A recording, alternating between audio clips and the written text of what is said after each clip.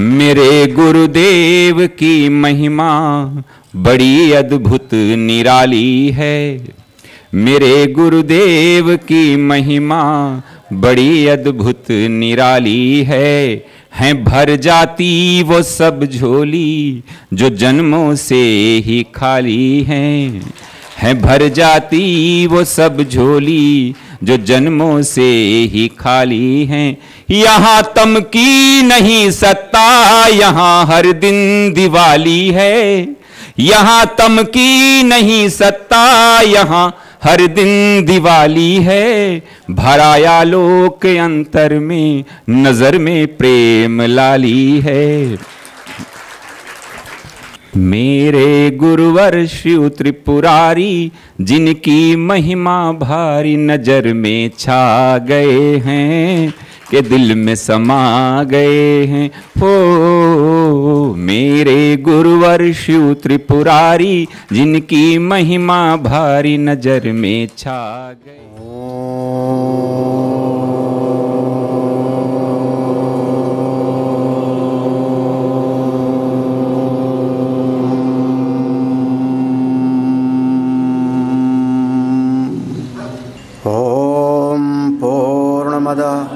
पूर्णमिदं पूर्णात् पूर्णमुदच्यते पूर्णस्य पूर्णमादाय पूर्णमेवावशिष्यते। ओम शांति शांति शांति।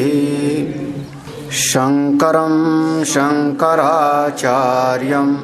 केशवं बादरायणं सूत्रभाष्यकृतौ वन्दे भगवन्तौ पुनः पुनः। ईश्वरो गुरुरात्मेति मूर्तिभेदविभागिने व्योमवद्व्याप्तदेहाय दक्षिणामूर्तये नमः। सदाशिवसमारम्भां शङ्कराचार्यमध्यमाम् अस्मदाचार्यपर्यन्तां वन्दे गुरुपरम्पराम्। श्रुतिस्मृतिपुराणानाम् आलयं करुणालयं नमामि भगवत्पादं शंकरं लोकशंकरम्। ओम नमो ब्रह्मादिभ्यो ब्रह्म विद्या संप्रदाय कर्तृभ्यो वंश ऋषिभ्यो महद्भ्यो नमो गुरुभ्यः। समस्त संतजन भक्तजन सभी को वंदन करते हुए आज के इस प्रसंग को हम लोग पूर्ण करते हैं। जो श्रुति का उपदेश करने का तरीका है वह अध्यारोप और अपवाद के न्याय से ही श्रुति भगवती हमको आगे बढ़ाती है। अध्यारोप अपवादाभ्याम निष्प्रपंचम प्रपंच्यते। पहुंचाना उस तत्व तक है जो अपना आत्मा है, निरअवयव है, निर्गुण है, निराकार है, सर्वव्यापक है। उस तत्व का बोध कराना है। उसके अतिरिक्त और कुछ है ही नहीं। नेह नानास्ति किंचन, नाना ना अस्ति, भेद है ही नहीं। यह जितना नाम रूपात्मक जगत है ये सब है ही नहीं। लेकिन जो साधक है सामने बैठा हुआ श्रवण कर रहा है उसको तो ये नाम रूप वाला जगत ही दिखाई पड़ रहा है ना। श्रुति वहां पहुंचाना चाह रही जहां पर केवल एक सत्ता है, सदैव सोम इदम अग्रे आसीत, उसके अलावा और कुछ भी नहीं है। ना अन्यत किंचन विशत लेकिन उस तत्व का अवधारण बुद्धि नहीं कर पाती। जब बुद्धि नहीं समझ पाती तब श्रुति फिर एक तरीका अपनाती है, उसका नाम है अध्यारोप अपवादाभ्याम। अब जो अध्यारोप होता है वो सिद्धांत नहीं होता। अध्यारोप को अगर कोई सिद्धांत समझ लेवे तो फिर तरह तरह के प्रश्न पैदा हो जाएंगे। जैसे एक जगह पर श्रुति ने कहा यह अन्न ही ब्रह्म है, अन्नाद्धेव खल्विमानि भूतानि जायन्ते अन्नेन जातानि जीवन्ति।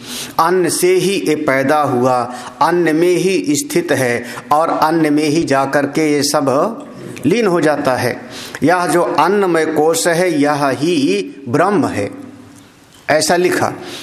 अब इसी श्रुति के वाक्य को कोई आधार बना करके और तर्क वितर्क करने लगे कि श्रुति में ऐसा लिखा है कि यह अन्न ही ब्रह्म है, तो कहेंगे नहीं, ये चीज अध्यारोप है। आपको इससे आगे बढ़ाने के लिए क्रमशः आगे बढ़ते जाओ, एक से आगे एक से आगे। तो ऐसे श्रुति अध्यारोप करती है। सृष्टि में पहले कुछ नहीं था तो पहला अध्यारोप किया, सो कामयत सा ऐक्षत, उसने देखा, उसने विचार किया, मैं अकेला हूं, अनेक के रूप में प्रकट हो जाऊं, ये अध्यारोप है। अध्यारोप समझते हैं ना, जैसे साबुन। हमारा वस्त्र अगर गंदा है तो उस वस्त्र की गंदगी को साफ करने के लिए एक मैल और लगाया हमने, साबुन। साबुन भी मैल ही है, कास्टिक सोडा है। वह साबुन जाकर के हमारे उस वस्त्र की गंदगी को साफ कर देता है और बाद में वो साबुन भी पानी में हमने धो दिया तो मैल भी गया और साबुन भी गया। तो जो साबुन हमने लगाया वह उपयोगी है, वो हमारे उस गंदगी को काटने के लिए कारगर उपाय है, लेकिन साबुन सत्य नहीं है। ऐसे ही ये सृष्टि के जो प्रसंग का निरूपण है यह अध्यारोप है। अब समझाया जा रहा है कि उसने ईक्षण किया, विचार किया, मैं अकेला हूं। फिर सो कामयत, उसने कामना किया कि मैं बहुत सारे रूप में प्रकट हो जाऊं। फिर उसने दो प्रकार की सृष्टि बनाई, भोक्ता भोग्य की, अन्न और अन्नाद की, जो खाए जाते हैं और जो खाता है, अहम और इदम। अहम और इदम दो प्रकार की सृष्टि बनी। फिर उसमें तरह तरह के जीव बने। जब वो सारे बन गए तो वो स्वयं ही चेतन तत्व आकर के उसमें प्रवेश किया। क्यों? क्योंकि सब में जड़ और चेतन दोनों है। तो जड़ की उत्पत्ति हुई और चेतन आकर के, चेतन में कोई उत्पत्ति नहीं होती। अगर चेतन से कोई उत्पत्ति मानेगा तो केवल विवर्त हो सकता है, वहां पर केवल कल्पित हो सकता है। चेतन में कभी कोई परिणाम नहीं हो सकता। तो वह जो चेतन है हमको एक एक अंग में दिखाई पड़ रहा है, गौ में दिखाई पड़ रहा है, अश्व में दिखाई पड़ रहा है, भेड़ में, बकरी में दिखाई पड़ रहा है। वो चेतन कहां से आया? कहां से चेतन आया? तो श्रुति ने अध्यारोप किया, वह सृष्टि को बनाने वाला वही सृष्टा, सृष्टि को बनाने वाला सृष्टि को बनाया कार्य रूप में और चेतन उसी ने आकर के प्रवेश किया। बस इसी बात को पकड़, ये था अध्यारोप, ये है अध्यारोप। असल में कोई प्रवेश है ही नहीं, क्योंकि कोई सृष्टि ही नहीं तो प्रवेश कहां होगा? नेह नानास्ति किंचन, कोई सृष्टि नहीं तो प्रवेश कहां से होगा? नहीं समझ आ रहा? अब मत कहना कल पूरा एक क्लास यही हूं, सृष्टि हो तब न प्रवेश हो। वे तो सृष्टि है ही नहीं, लेकिन साधक को तो सृष्टि दिख रही है, नाम रूप कर्म की सृष्टि दिख रही है।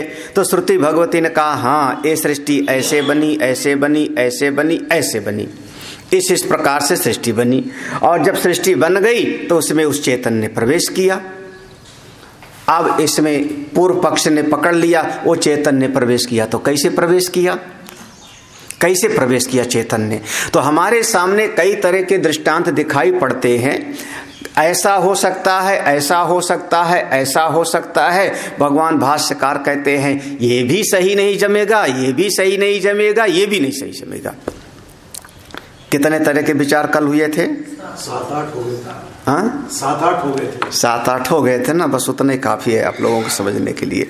हाँ, है चिंतन और उसमें लेकिन आप लोगों के लिए उतना काफी है। तो जितने तरह का विचार सामने आता है कि इस प्रकार से धर्मांतरण हुआ, भावांतर हुआ, या जैसे कोई एक परिच्छिन्न जीव किसी गांव में प्रवेश करता है जहां पर नहीं है वैसे प्रवेश हुआ, तो कहा नहीं, इस तरीके से नहीं हो सकता, क्योंकि वो तो सर्वव्यापक है।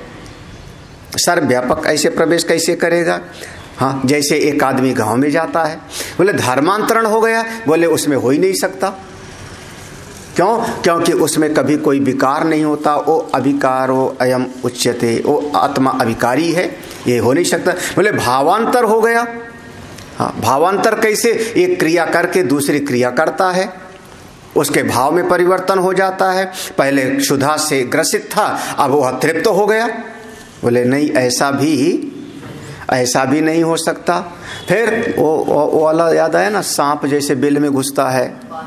हाँ, ऐसा टीकाकार, आनंदगिरी टीकाकार कहते हैं जैसे सांप बिल में जाता है, क्या वैसे वो आया इसमें? बोले ये भी संभव नहीं। नारियल में जल के जैसे आया, बोले ये कैसे हो सकता है? क्योंकि जल में वहाँ परिवर्तन हो जाता है, बदल जाता है। नारियल का जल सूख जाएगा, गरी बन जाएगा, ऐसा थोड़े कि सूख जाएगा। तो कहा नहीं, जैसे फल में बीज होता है, तो कहा वो बीज भी बढ़ता है, घटता है, फल के अंदर होता है, फल के अंदर सीमित है, परछिन्न है, वृद्धि को प्राप्त होगा और उसमें क्षय भी होगा, और फल सड़ गया तो वो भी नष्ट। ऐसा आत्मा थोड़े है, अनेक होंगे, फिर अनेक होगा। हाँ, ऐसा आत्मा नहीं है। तरह तरह से बात करके कह दिया कि आत्मा जो चेतन तत्व है उसका किसी भी तरीके से प्रवेश बनता नहीं। सीधा कल हमने तो आप लोगों को दिखाया था, बस वही पढ़ लो बस। कहीं किसी भी प्रकार से प्रवेश नहीं बनता। तो क्या हुआ? तो ये पैराग्राफ आप लोग थोड़ा सा देख लो, बस इतना ही आप लोग देखना। जल सूर्याद प्रतिबिंबवत आत्म प्रवेश का 204 पे ना, ये अब सिद्धांत पक्ष है, उत्तर पक्ष है, उत्तर यही है, बाकी वो सब किनारे कर दो। जल सूर्यादि प्रतिबिंबवत आत्म प्रवेश प्रतिबिंबवत व्याकृते कार्य उपलभ्यत्वम, यानी क्या कहना चाह रहे हैं? जैसे जल में सूर्य का प्रतिबिंब पड़ता है, तालाब में जल सूर्याद प्रतिबिंबवत, जैसे जल में सूर्य का प्रतिबिंब पड़ता है, उसी प्रकार से आत्म प्रवेशश्च प्रतिबिंबवत, आत्मा का, चेतन का वैसे ही प्रतिबिंब पड़ रहा है, प्रवेश नहीं हो रहा है। प्रवेश मत कहना। हाँ, प्रवेश शब्द से जो है हमारा विरोध है। घट में जल है, तालाब में जल है, उसमें सूर्य का प्रतिबिंब पड़ा, तो सूर्य का प्रवेश हुआ क्या? सूर्य का प्रवेश हुआ क्या? सूर्य ऊपर से आकर के नीचे आया, जैसे आदमी एक गांव से दूसरे गांव में गया, वैसे हुआ क्या? हाँ, तो फिर सूर्य क्या जल के अंदर प्रवेश कर गया, घुस गया है? हाँ, सूर्य का केवल प्रतिबिंब पड़ रहा है। बिल्कुल उसी प्रकार से किसमें? यह जो व्याकृत आपका शरीर है या अंतःकरण है व्याकृत, ये सब का सब कार्य रूप में उसकी उपलब्धि होती है। अरे भाई, जैसे भगवान कृष्ण कहते हैं आज तो मुझको चंद्रमा चाहिए खेलने के लिए, यशोदा मैया ने कठौते में जल रख दिया और लो चंद्रमा से खेलो। अब भगवान उसी से खेलना शुरू कर देते हैं। हाँ, चंद्रमा मिल गया, चंद्रमा मिल गया, चंद्रमा मिल गया। हाँ, वास्तव में चंद्रमा आया नहीं है, लेकिन वो खेलने के लिए कौन मिल गया? वो कठौते का चंद्रमा। वैसे ही वह उपलब्धि भीतर होता है, अनुभव भीतर होता है, इसी से उसको कह दिया प्रवेश करते हैं। अब इसी पंक्ति का विस्तार है, इसका ये सिद्धांत है, इसका विस्तार करते हैं। देखो, प्राक उत्पत्ति है अनुपलब्ध आत्मा, पश्चात कार्ये च सृष्टे व्याकृते बुद्धे अंतः उपलभ्यमान सूर्याद प्रतिबिंबवत जलादौ कार्यम सृष्ट्वा प्रविष्ट इव वक्ष्यमाणो निर्दिश्यते।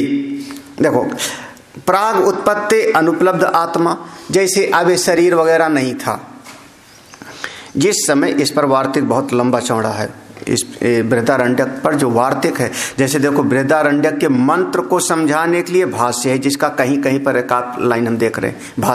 भाष्य के एक एक शब्द को समझाने के लिए नीचे आनंद गिरी की टीका है, आप लोगों में नहीं होगी, आनंद गिरी की टीका है।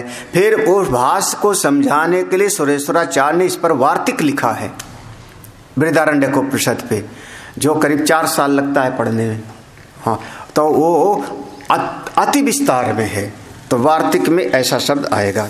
हाँ, तो कह रहे हैं देखो, प्राग उत्पत्ति अनुपलब्ध आत्मा, जब ये शरीर नहीं था, कार्य रूप में शरीर आदि नहीं था, तो आत्मा का भी ज्ञान किसी को नहीं था।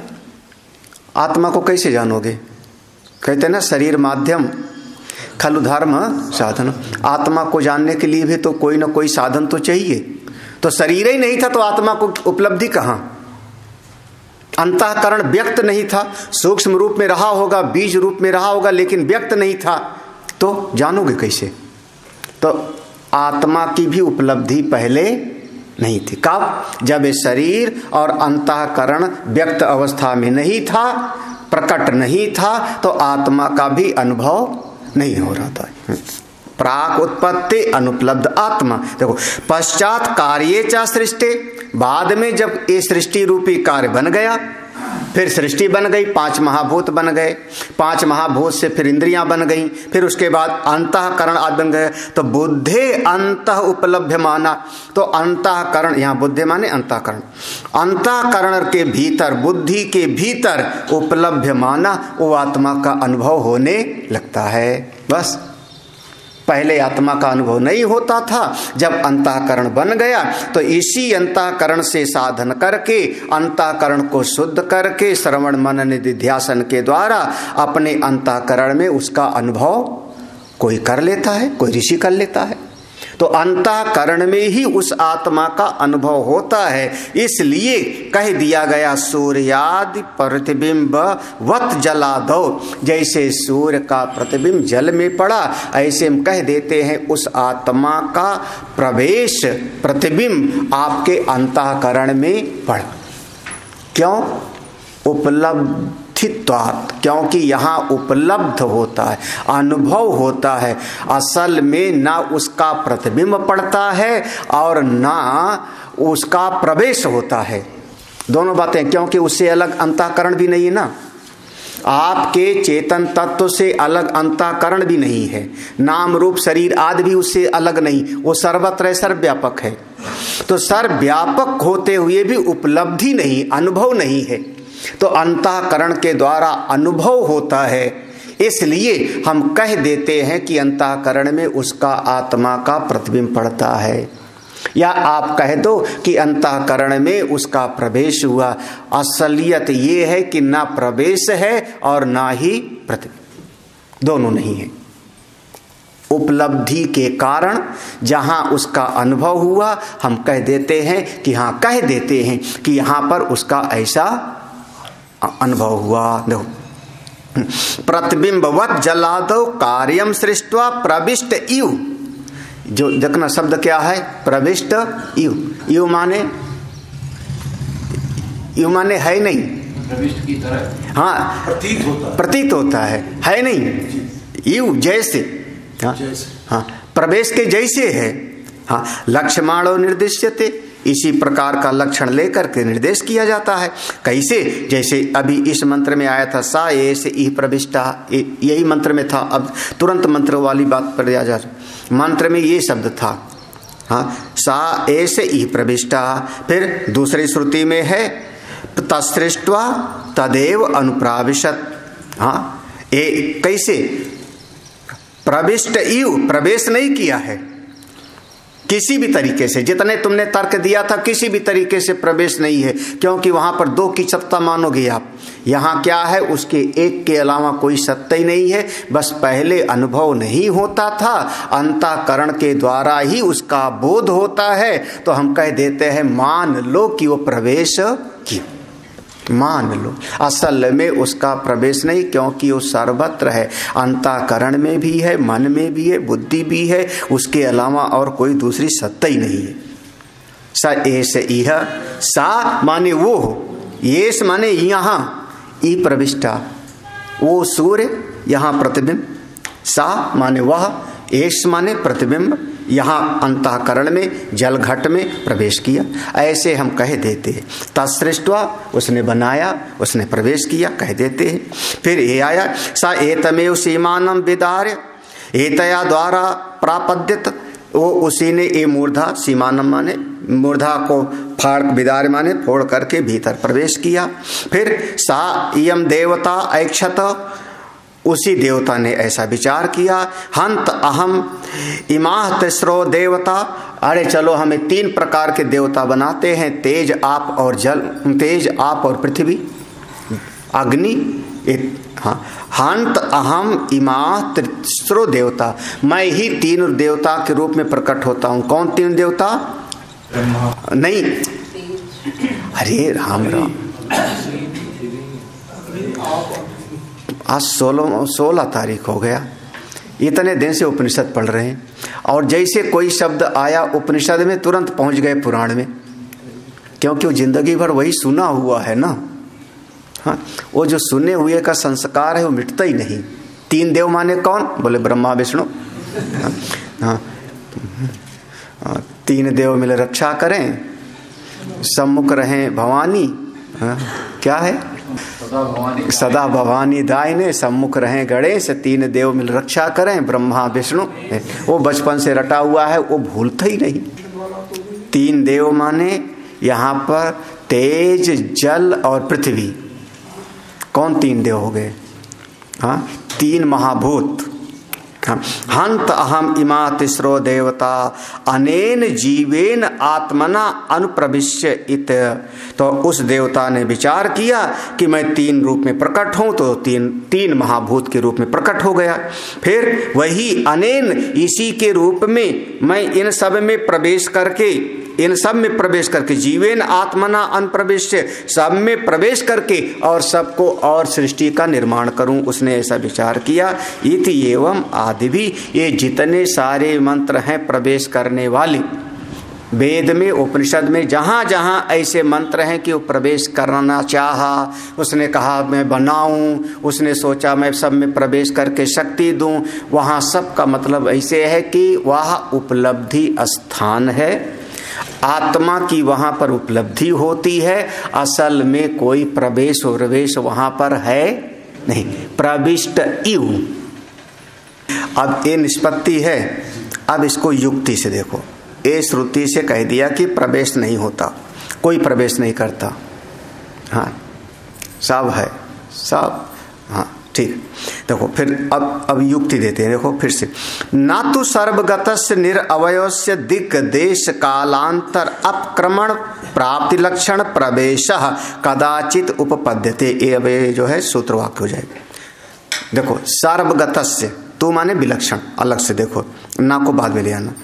सर्वगतस्य जो सर्वव्यापक है, निरअवयवस्य जिसमें कोई अवयव नहीं है, दिक् देश कालांतर, यहाँ पर जो दिक् माने दिशाएं, देश काल, ऐसा नहीं है कि जो सर्वव्यापक है, निरअवयव है, एक दिशा से निकल के दूसरी दिशा में वो अपक्रमण किया गया, ऐसा नहीं है। फिर दूसरी दिशा से चल करके आज इस दिशा में हमारे पास उसका प्राप्ति लक्षण हुआ, आया, ऐसा नहीं है। वह जो सर्वगत परमात्मा है, पूरब से आया और पश्चिम गया, या पश्चिम से आया हमारे पास आया। अपक्रमण माने जो है गया, प्राप्ति लक्षण माने आया, ऐसा नहीं होता। अच्छा, दिक् हो गया, दिशाएं हो गई, दूसरा शब्द है देश। हाँ, कलकत्ता में था, कलकत्ता में था, फिर आज यहां पर आ गया। कौन आ गया? आत्मा। अरे तुम तो मेरी आत्मा हो। कलकत्ता में था, आ गया, फिर यहां है और यहां से चला। वाह वाह, आत्मा उसकी चली गई। उसकी आत्मा की शांति के लिए 2 मिनट का मौन रखो। क्यों? आत्मा कहाँ गई? चली गई। अरे मेरी आत्मा को झकझोर दिया। अरे बाप, पागल लोग, ये सब कुछ नहीं होता। आत्मा का कोई गमन नहीं होता, कोई आगमन नहीं होता, किसी दिशा से, देश से, काल से कहीं। कदाचित कदाचित ना उपपद्यते। हाँ, प्राप्ति लक्षणा प्रवेश कदाचित, ना को यहाँ ले आना, ना उपपद्यते, कभी भी संभव नहीं हो सकता। जो सर्वव्यापक आत्मा है, निराकार आत्मा है, उसका कहीं दिशाओं में आना जाना, किसी देश में आना जाना, किसी काल से परिच्छिन्न होना, ये सब किसी भी प्रकार से संभव नहीं। या तो फिर सर्वव्यापक कहो, या तो कहो आना जाना। जो आवेगा जावेगा वो सर्वव्यापक नहीं होगा। कितना आसान सी बात है। कितनी आसान सी बात है, तो कठिन नहीं है बहुत। हाँ देखो, ना च परात आत्मनो अन्यो अस्ति। अब देखो श्रुति का जो है फिर से सहारा लिया। ना च परात आत्मनो अन्यो अस्ति, अपनी आत्मा से परे और कुछ है ही नहीं। हमने शब्द जो प्रयोग किया था श्रुति का, नेह नानास्ति किंचन। हाँ वही भाव है, अपनी आत्मा से परे और कुछ है ही नहीं, कुछ भी नहीं। तो अगर होता तो प्रवेश करता। आत्मा से अलग कुछ है ही नहीं तो किस में प्रवेश करेगा? अगर हमसे बाहर घर है तो प्रवेश करोगे ना। उस आत्मा से पृथक और है क्या? अपने आत्मा से अलग और कुछ है ही नहीं, तो किस में प्रवेश करे, कहाँ जावे? ये जो आपको दिखाई पड़ता है कि वो शरीर में प्रवेश किया, यही अध्यारोप है, ये कल्पित है, ये साधन का है उपाय। फिर ना अन्यत अतो अस्ति दृष्टि, वो अपनी आत्मा को देखने वाला और कोई है ही नहीं। ना अन्यत अतो अस्ति श्रोत्री, अपनी आत्मा को सुनने वाला कोई और है ही नहीं। इत्यादि श्रुते इति अवोचाम। अरे ये श्रुति में कहा गया है। हाँ, इसको आगे बतावेंगे, घबराओ मत अभी। अभी चिंता मत करिए, अभी आगे बहुत कुछ बताना है इसमें। हाँ, इसी उपनिषद में आएगा। बस केवल क्या है, फिर ये जो प्रवेश करने का बताया कि वो प्रवेश किया, क्या मतलब? उपलब्धर्थत्वाचा सृष्टि प्रवेश स्थिति आपि वाक्या नाम।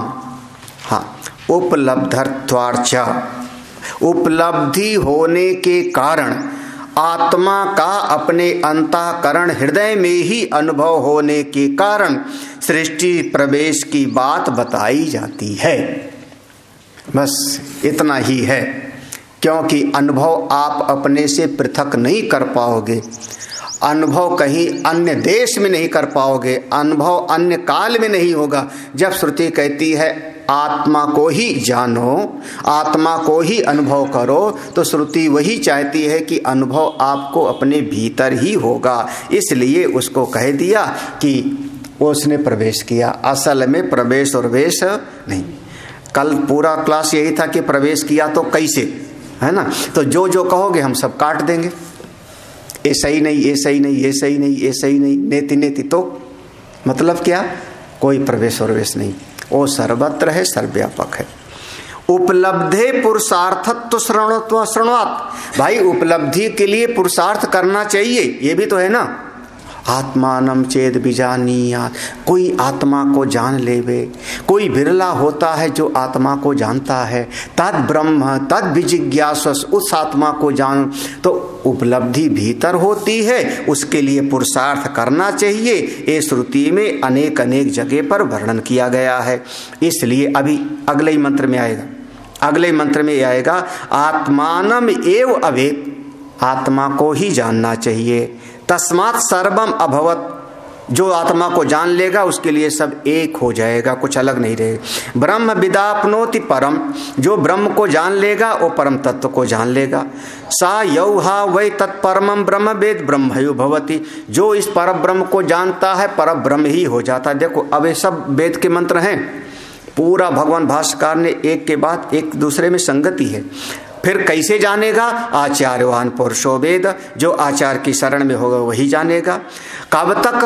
बोले तस्य तावद एव चिरम, अरे तब तक ये शरीर रहता है जब तक इसका वो क्षय नहीं हो जाता प्रारब्ध, अन्यथा केवल अपना आत्मा ही आत्मा है। इत्यादि श्रुतिभ्या, ऐसा वेद में वर्णन है कि आत्मा को जानना चाहिए, आत्मा को प्राप्त करना चाहिए शरीर छूटने के पहले।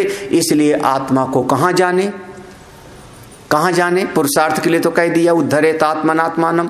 कहाँ जाने, कैसे जाने? तो बाहर मत खोजने जाओ, आपकी आत्मा का अनुभव आपके अपने भीतर ही होगा। इसलिए कह दिया गया, उपचार से अनुवाद कर दिया कि उसने इसमें प्रवेश किया, बस उपलब्धि के कारण। असल में तत्व की दृष्टि से प्रवेश उपवेश नहीं। अब देखो प्रवेश की बात तो भी और भी कह दी जाती है कभी कभी ना, क्या? ततो माम तत्व तो ज्ञात्वा विशते तद अनंतरम। याद आया? इस कहाँ का श्लोक है? ततो माम तत्व तो ज्ञात्वा विशते तद अनंतरम। लिखा है। अरे आप लोगों को तो बढ़िया, सब संत लोग ऐसे आसान करके रख देते हैं, कुछ करने न पड़े। ये समझिए ऊपर के जितने हैं, इसके बाद हमारे मन में आया, हाँ बिल्कुल सही है। 20 साल तक उपनिषद पढ़ने के बाद तब समझ में आया। तो और क्या, क्योंकि तो इतना सब पहले जान लो तब तो ये लगेगा कि इसका अर्थ ये नहीं अब ये है। तो जानना जरूरी है। तो अच्छा, अब देखो तत्व माम तत्व तो ज्ञात्वा, जो तत्व के रूप में हमको जान लेगा, मैं ही तत्व हूँ, उसके बाद वो जानने के बाद मुझ में ही प्रवेश कर। देखो प्रवेश करने की श्रुति तो स्मृति में तो है ना, गीता जी में तो कहा है, लेकिन वहाँ प्रवेश नहीं है, बल्कि परमात्मा को जान के परमात्मा में ही हो जाता है। जानना होगा कि वो जानो तो जब जानोगे तो पता लग जाएगा, न कहीं जाना है न कहीं आना है। तो जब जान लोगे तो जाना नहीं समाप्त हो जाएगा। लेकिन शुरुआत में बालक को कहना पड़ता है, भैया तू पढ़ ले, राजा बाबू तो बनेगा। ऐसे तुम लोग पढ़, हाँ तो तुम लोग पढ़ने नहीं चाहते हो, कैसे काम बनेगा? तो देखो मनुस्मृति क्या करे, ये मनुस्मृति का है, तद्यग्रयम सर्व विद्यानाम प्राप्यते ही अमृतम ततः। समस्त विद्याओं में सर्वश्रेष्ठ, जिसको कहते अग्रगण्य कौन सी है? सर्व विद्या नाम, जो विद्या अमृतत्व की प्राप्त करावे वो ब्रह्म विद्या सर्वोच्च है। इसलिए उस ब्रह्म विद्या को प्राप्त करना चाहिए। कौन सी विद्या प्राप्त करना चाहिए? हाँ, खाना बनाने की विद्या जाननी है, घर बनाने की विद्या, संगीत की विद्या। फिर सनत कुमार जी ने नारद जी से कहा, सारी विद्या तुम बता दो जो जो जानते हो, उसकी चर्चा ना करें, यही ना। उस विद्या को बताओ, उस विद्या को बताओ जिससे तरत शोकम आत्मवितो। तो हाँ, तो वही तद्यग्रयम सर्व, समस्त विद्याओं में जो सबसे श्रेष्ठ विद्या अग्रगण्य है, जिसको प्राप्त करके अमृतत्व की प्राप्ति हो जाती है, वो ब्रह्म विद्या है। देखो इत्यादि स्मृतिभ्यश्च, ये स्मृतियों में है। तो श्रुति में है पुरुषार्थ का वर्णन है कि उस आत्मा को जानो, उस आत्मा को जान करके मुक्त हो जाओगे, उस ब्रह्म को प्राप्त करके ब्रह्म स्वरूप हो जाओगे। श्रुति में वर्णन है, स्मृति में वर्णन है। और फिर देखो भेद दर्शन की निंदा की गई है। कैसे? जो नानापन नेह नानास्ति किंचन, भेद दर्शन की निंदा क्या? भेद दर्शन अपवादाच्च सृष्टि आदि वाक्या नाम आत्म एकत्व दर्शनार्थ परत्व उपपत्ति। देखो भेद दर्शन अपवादाच्च, जो भेद देखेगा वो संसार में फंसेगा, जन्मेगा और मरेगा। मैं और मोर तोर तय माय, जो भेद देखेगा, अलग अलग देखेगा, उसकी निंदा की गई श्रुति में। मृत्यो समृत्युम आपनोति या इहनानेव पश्यति, तो भेददर्शी की निंदा की गई है। हाँ, इसलिए देखो, अब देखना, सृष्टि आदि वाक्य नाम आत्मा, ये जो सृष्टि आदि वाक्य हैं, सब जगह पर सृष्टि आदि का जो वर्णन किया गया है श्रुतियों में, ये सब नाम आत्म एकत्व दर्शनार्थ, अपनी आत्मा के ब्रह्म से एकता का अनुभव होवे, इसीलिए इस सारा सृष्टि का निरूपण किया गया है। पहले वो प्रजापति था, फिर उसने कामना किया, फिर दो दल के रूप में, ऐसे कोई फट नहीं गया, चने के जैसा फट नहीं गया, लेकिन अध्यारोप है, समझाने के लिए है। उद्देश्य क्या है इसी प्रक्रिया से जाएगा तो आत्मा को पाएगा, अनुभव करेगा। बिना किसी प्रक्रिया के उस आत्मा का अनुभव कैसे करेगा?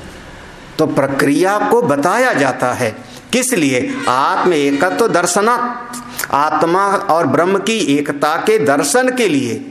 हाँ, परत उपपत्ति, उपचार से सृष्टि का निरूपण जहां भी हम लोग करते हैं। 5 महाभूत हैं, 5 महाभूतों के सत्गुण से ज्ञानेंद्रियां बनी, सत्गुण के मिश्रण से अंतःकरण बना, 5 महाभूत के रजोगुण से कर्मेंद्रियां बनी, उनके मिश्रण से 5 प्राण बने, 5 महाभूतों का तमोगुण के अंश का पंचीकरणम हो गया, उससे प्रकट हो गया।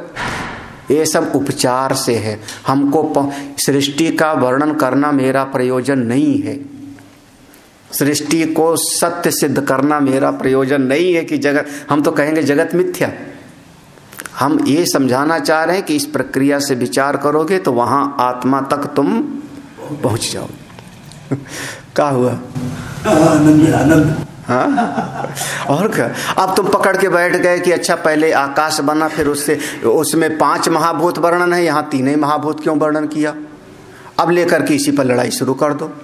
बोले चाहे 5 मानो चाहे 3 मानो, हमारा प्रयोजन है कि तुम इस देहात्म बुद्धि से उठ करके और सर्वात्म बुद्धि तक पहुंचो, अपनी आत्मा का अनुभव कर लो, अपने परम स्वरूप का अनुभव कर लो।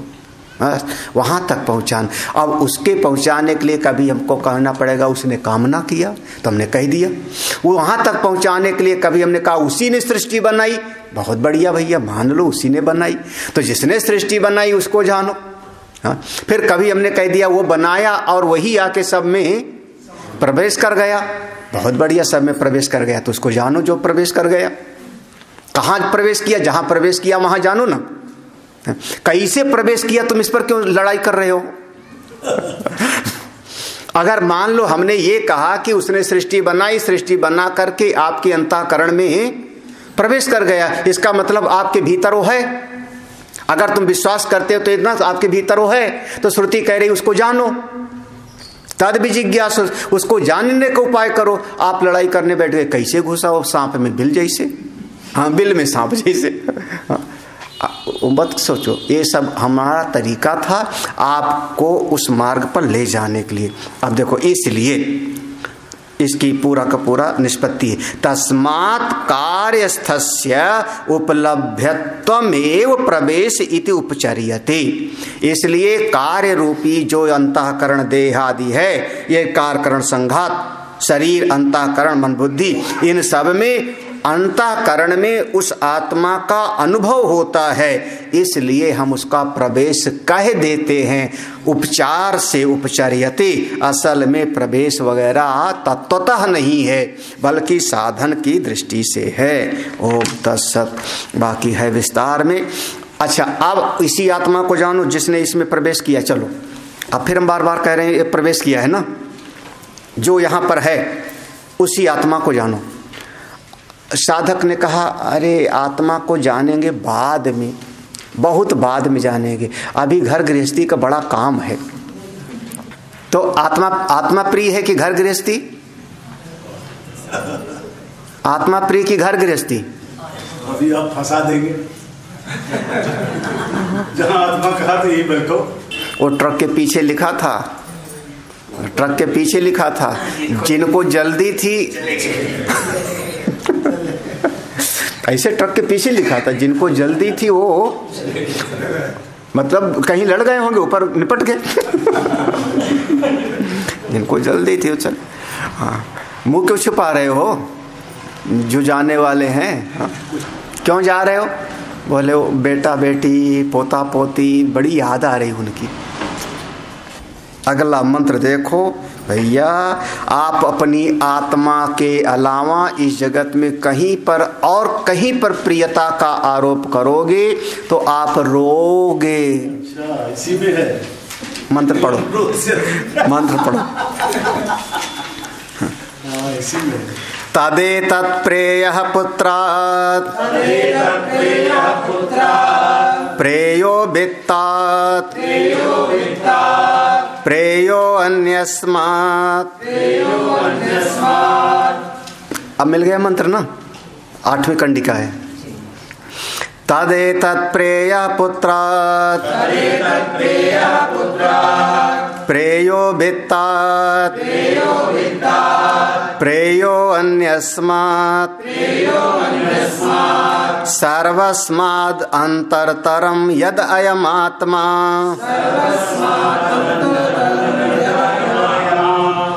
सर्वस्मात्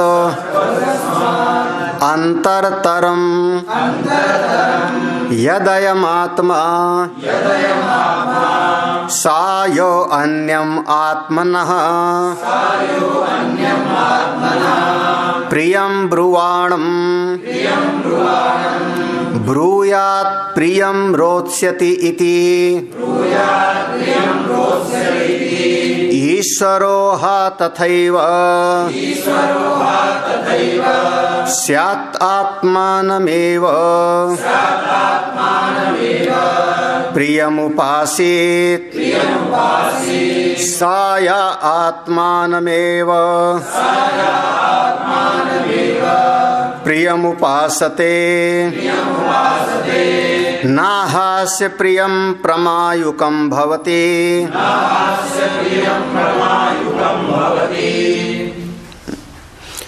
अब एक 8वीं कंडिका है, सरल अर्थ है।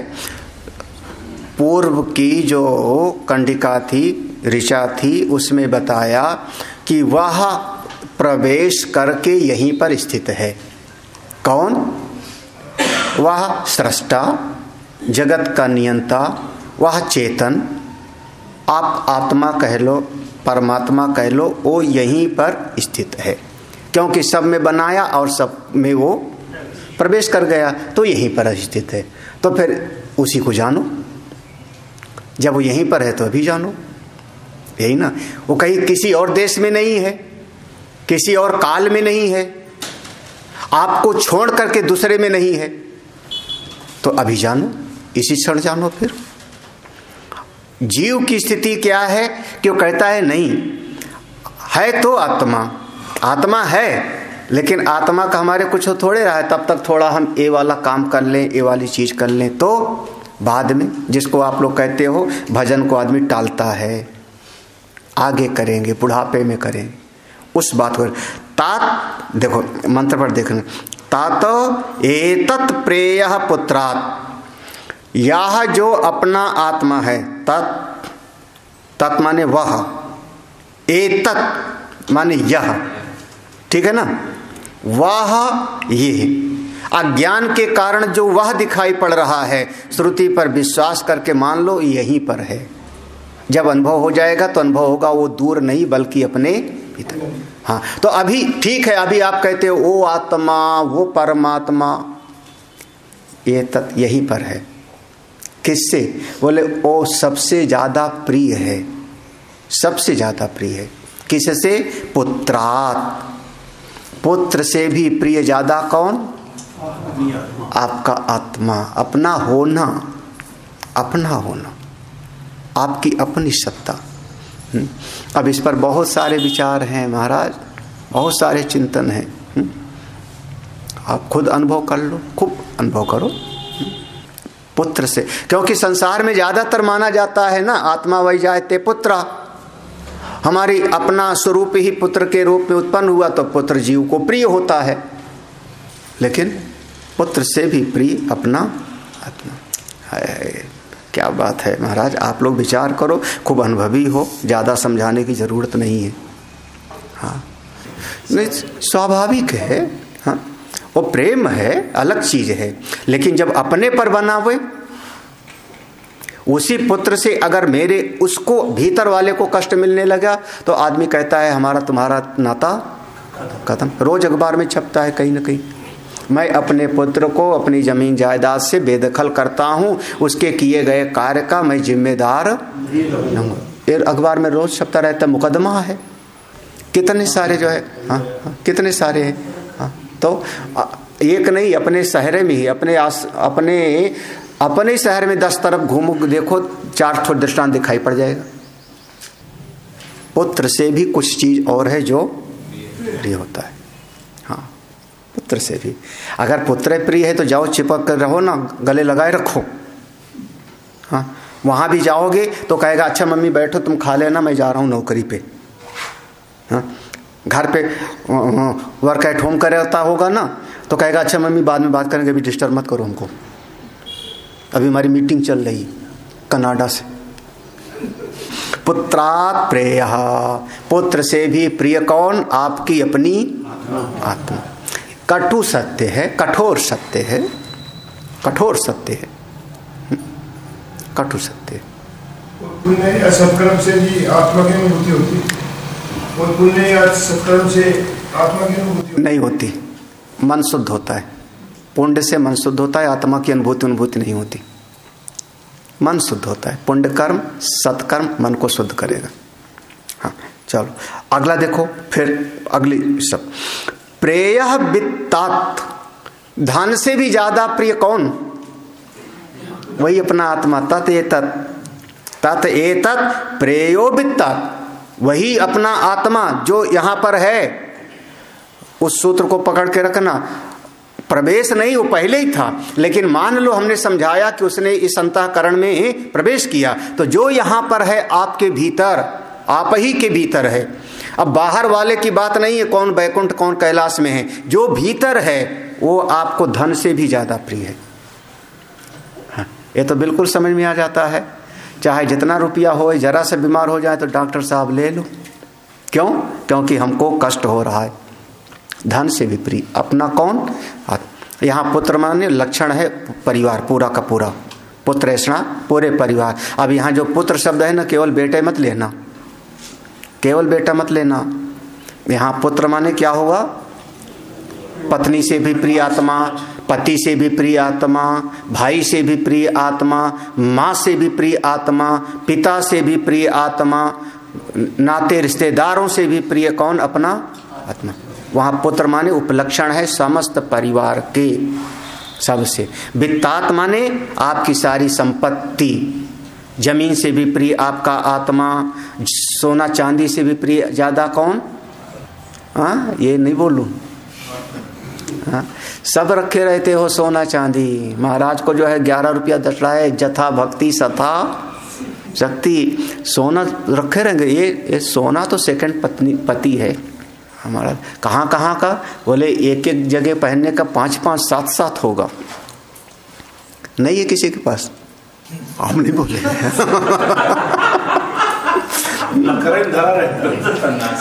रखा रहता है ना जी, केवल बल हो, रखने की केवल सुख बल होता है मेरे पास में। 5-5 लाख के टाइम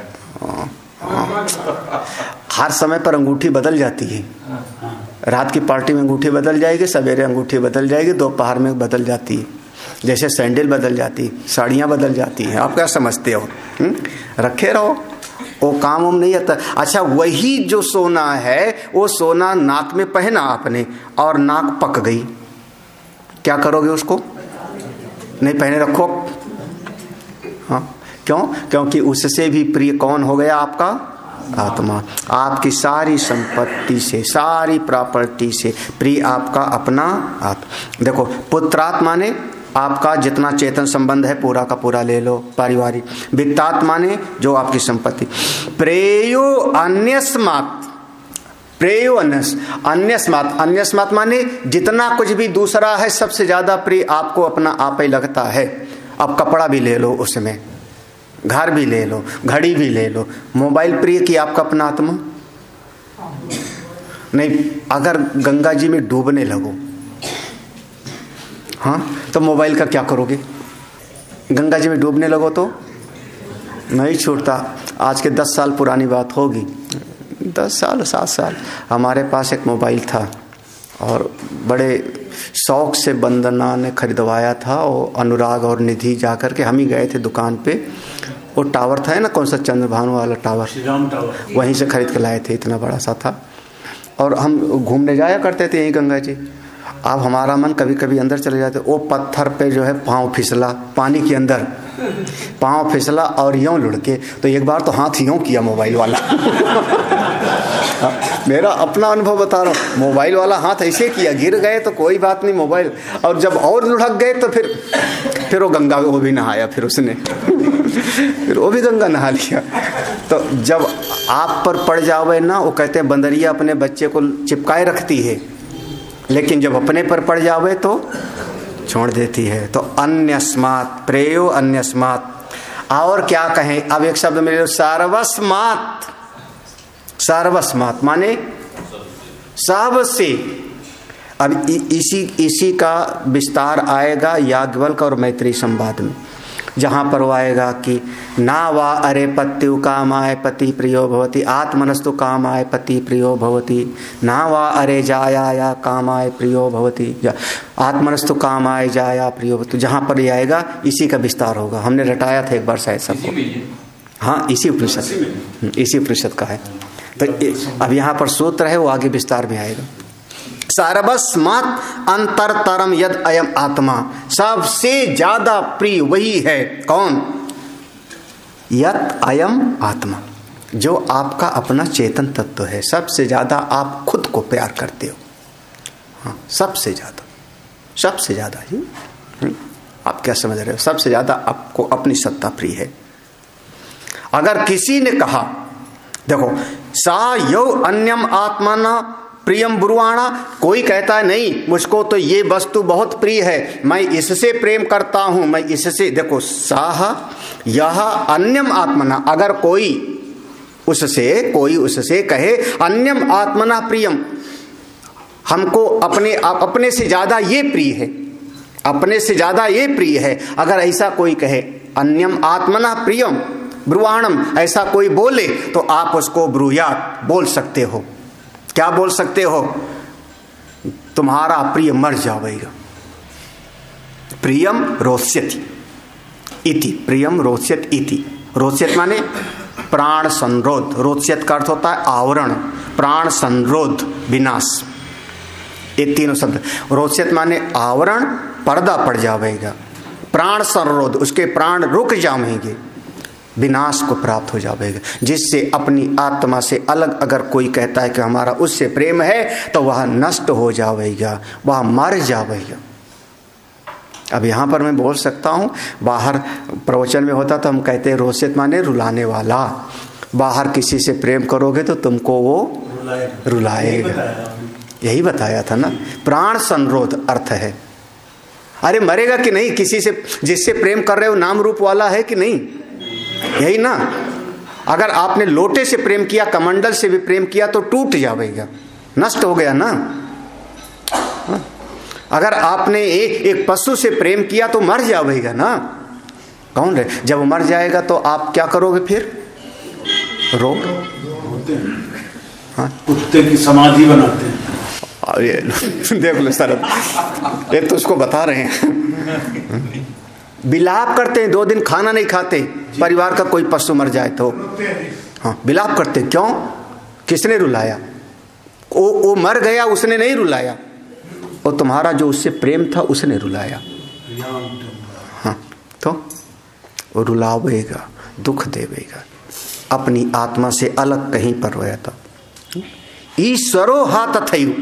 अच्छा, उसकी बात सत्य हो जाएगी। जैसे किसी ने कहा हमको तो ये बहुत प्रिय है, इसके बगैर तो मैं जी नहीं सकता, तो हमने कह दिया तेरा ये प्रिय मर जाएगा। मेरी बात पक्का 100% सत्य, क्योंकि मैं ईश्वर हूं। कोई काट के दिखावे? नहीं समझ आ रहा? अरे मरेगा आज नहीं तो कल। 2 साल में, 5 साल में, 10 साल में मरेगा नहीं का? तो मर ही जाएगा, तो तुम रोओगे। तो मैं सत्य हो बोल रहा हूं। ईश्वरो हा, क्योंकि वह ईश्वर है। तथैव स्यात्। हाँ, जिसने अपनी आत्मा को जाना, अपनी आत्मा से प्रेम किया, वह सबका नियंता ईश्वर है। तथैव स्यात्। क्या बात है। इसलिए आत्मानम एव प्रियम उपासित। इसलिए अपनी आत्मा की ही उपासना करो, अपने आत्मा को ही जानो। आत्मानम एव शब्द माने आत्मा को भी नहीं, आत्मा को ही। हाँ, अब सोच लो। हाँ, आत्मा को भी नहीं, और सब भी प्रिय है, आत्मा भी प्रिय नहीं। आत्मानम एव प्रियम उपासित, उसी को सा या आत्मानम एव प्रियम उपासते, जो केवल अपनी आत्मा से ही प्रेम करता है, जगत में व्यवहार निभा लेता है, दुनियादारी का काम कर लेता है, लेकिन केवल अपनी आत्मा से ही प्रियता मान करके उपासना करता है। ना हस्य प्रियम प्रमायुकम भवति, उसका जो अपना आत्म रूपी प्रिय है वो कभी प्रमरणशीलम न भवति, उसकी कभी मृत्यु नहीं होती, वो कभी नष्ट नहीं होता। हाँ, जो अपनी आत्मा से प्रेम करता है उसमें कभी विनाश नहीं, वो कभी रोएगा नहीं, वो कभी हाय हाय नहीं मचाएगा, क्योंकि मैं तो हूं ना जिंदा, मैं तो रहूंगा। अपनी आत्मा कैसी अजर अमर है, तो काहे की चिंता। हाँ, इसलिए आप अपनी आत्मा को भूल करके कहीं भी प्रेम करोगे तो आप ये मंत्र आपको याद रहेगा तो बहुत बढ़िया। लेकिन यहाँ पर सिद्धांत क्या निकल रहा है? ये सिद्धांत है आत्मानम एव प्रियम उपासित, इसलिए अपनी आत्मा को ही सर्वोच्च प्रिय समझ करके उसी की आराधना करो, उसी में लग जाओ। क्योंकि ये सब हेतु हैं पूर्व के सब तर्क हैं। पुत्र से भी प्रिय आत्मा, परिवार से भी प्रिय आत्मा, धन से भी प्रिय आत्मा, अन्य दूसरे से भी प्रिय आत्मा, सबसे ज्यादा प्रिय अपनी आत्मा। इसलिए अपनी आत्मा से ही प्रेम करो, अपनी आत्मा को ही जानो। आत्मानम एव अवेद, आत्मा को ही जानो, इससे बढ़ के और कुछ नहीं है।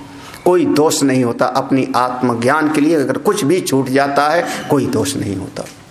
और अगर अपनी आत्मा को भूल करके आप कहीं और नहीं आत्मा तो है लेकिन मेरा ये भी, इससे भी प्रेम है, वो नष्ट हो जाएगा, बदल जाएगा, टूट फूट जाएगा, तो फिर आपको रोना पड़ेगा, फिर आप विलाप करोगे बस। हाँ, तो रोक लेगा, आपके लिए बाधा बन जाएगा।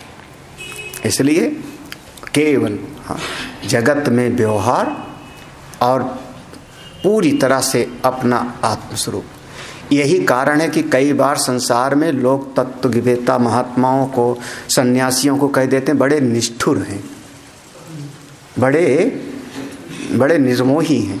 निर्मोही नहीं होते, निष्ठुर नहीं होते, लेकिन वो दुनिया वाली जो वृत्ति लगा के बैठे ना कि तुम्हारे बगैर मैं जी नहीं सकता, मम्मी मत जाओ हरिद्वार, हाँ, वैसा वो महात्मा नहीं करेगा ना।